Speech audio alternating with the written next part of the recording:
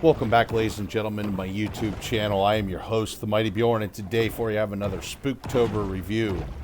And today, I'm going to be talking about Maneater. We're going to be diving into the deep blue sea and talking about sharks today. But let's do some quick notes. Developer and publisher both is Tripwire Interactive. That was released for PC, PlayStation 4, Xbox One in May of 2020, Xbox X, PlayStation 5 in November of 2020, and then Nintendo Switch, finally in May of 2021. So it's been released on quite a few platforms over a few years, 2 year span, well, whole year span, if you will. It is an action RPG where you play as a Pac-Man, if you will. You're just going to swim around and eat every single thing you can find. Okay, actually, you're playing as a bull shark. But still, you're eating everything in sight, short of a VW Beetle. Meanwhile, the game is narrated by Trip Westhaven, which is the host of Man-Eaters vs. Shark Hunters. It's supposed to be a reality TV show. Yeah, kind of a weird combination, weird way they did this game. I was expecting more of a horror game type of deal, but it really wasn't a horror game, but I guess it is in some regards. Either ways, what I liked about the game is the game looks and sounds really good. It sounds rather good, especially in the water.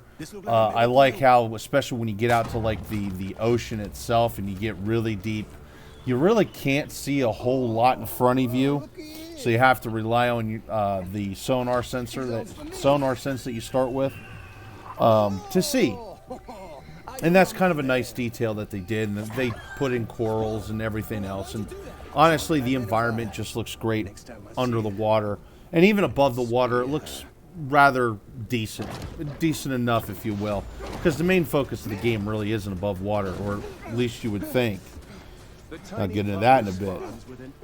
Controls are extremely simple. The gameplay, even, is extremely simple. It's as simple as putting on a hat. There's no way to explain it.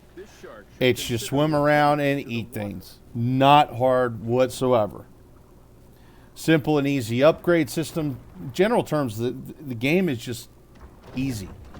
You unlock essentially different evolutionary parts, such as bone. You can get bone skin. You can get different types of teeth for your shark.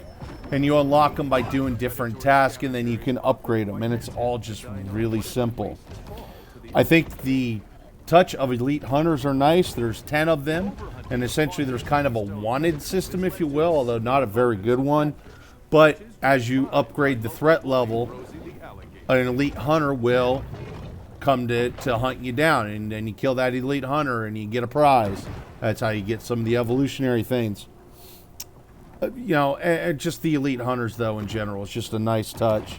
And then, of course, as you level up, you evolve. You actually start off as a pup, and then you continue to grow into like a teenage shark, and then you grow into an adult, and then an elder, and then finally a mega, which is big. It's massive. I think it was 9 meters long, which is pretty massive for a shark, especially even a bull shark. That's pretty massive. Now, the things I really wasn't overly fond about: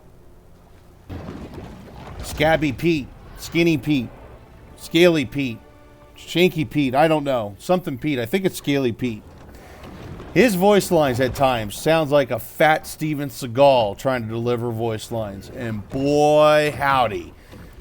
I'm sure you all know what I mean if you've seen any of Steven Seagal's recent films, at least any of his films in the last, 15 years. The game, honestly, in my opinion, is very repetitive.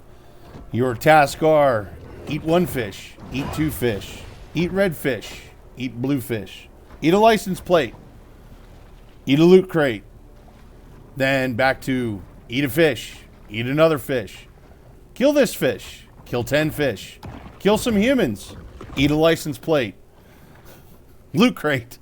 I mean, it just keeps going and going and going. There's no, in my honest opinion, there was no imaginative gameplay whatsoever when it came to this game. They literally just made a game as mindless and not thought-provoking as possible. Hunter AI is poor. I mean, literally, you could hide just about in plain sight in front of them and get away from them. It's not very good. It's nothing advanced. You can actually, I hid in ponds already by jumping out of like a lake and into a pond and hid away from the hunters that way. It's just stupid. Human AI in general is something special. You can actually jump up on land in this game, and if you jump up on land, the human AI reaction is oh my god, do you duck? And just stand there and look at you. They don't even try to run. Now, some of them will, but most of them will just stand there and look at you. The boss fights are very underwhelming in this game. There was no challenge for the bosses whatsoever. Even when I would get in trouble from the bosses, I would just swim away, eat a bunch of shit, gain a bunch of health, come back and hit the boss some more. And honestly, a lot of the time it was, once again, it was just mindless stuff. I mean, even like the elite hunters, a lot of those was honestly as simple as just jumping up on their boat and biting them. It's weak, just weak gameplay. In all honesty, you know, I was hoping for Jaws. Yeah, pretty much got Sharknado, and that's got to do with being able to go up on land. I mean, once you reach the stage of Meg, the more you evolve, the longer you can stay on land. And then there's also an amphibian upgrade that you can get, an amphibian evolution that you can get, which will allow you to be on land for up to 150% longer. It's you might as well go buy a car or something. That's how long you can be on land for at some points. It's now the damage you receive when you start to suffocate because you're on land for too long is actually pretty high, but once you're fully evolved and upgraded in the whole 9 yards, you can be on land for quite a while. It's kind of a joke. And honestly, it kind of felt more like, to me, like I was playing a Sharknado than a Jaws game. I was kind of hoping for Jaws, to be honest.